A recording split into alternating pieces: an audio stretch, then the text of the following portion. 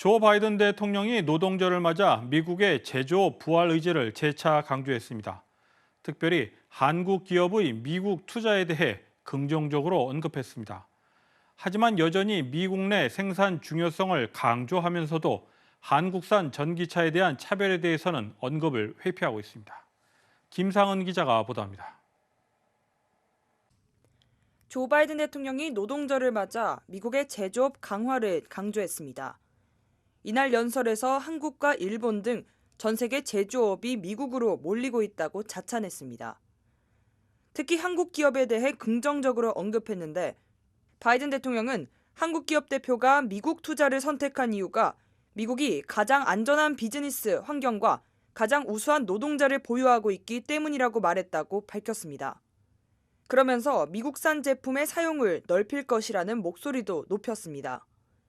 바이든 정부는 11월 중간 선거를 앞두고 최근 인플레이션 감축 법안 등 미국의 제조업을 부활하기 위한 정책을 잇따라 처리했습니다. 다만 미국에서 조립된 전기차에 한해서만 보조금을 지급하기 때문에 한국산 자동차 업계가 보조금 혜택에서 빠지게 됐습니다. 이렇게 되면 지난 5월 조지아주로 전기차 공장 건설을 확정지은 현대차도 가격 경쟁에서 뒤처질 수 있다는 우려가 나옵니다.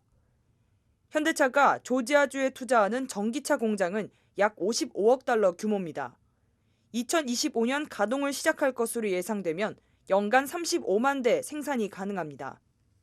바이든 대통령이 미국 제조업 성장을 자랑하는 동안 한국에선 여야를 막론하고 바이든의 인플레이션 감축 법안을 비판하고 있습니다. 심지어 미국이 한국에 뒤통수를 쳤다는 반응까지 나왔습니다. 김상희 더불어민주당 의원은 바이든 대통령이 지난 방한 당시 삼성과 현대 등 한국 기업과의 우호적 협력을 요청했지만 얼마 되지 않아 인플레이션 감축 법안이 입법됐다고 꼬집기도 했습니다.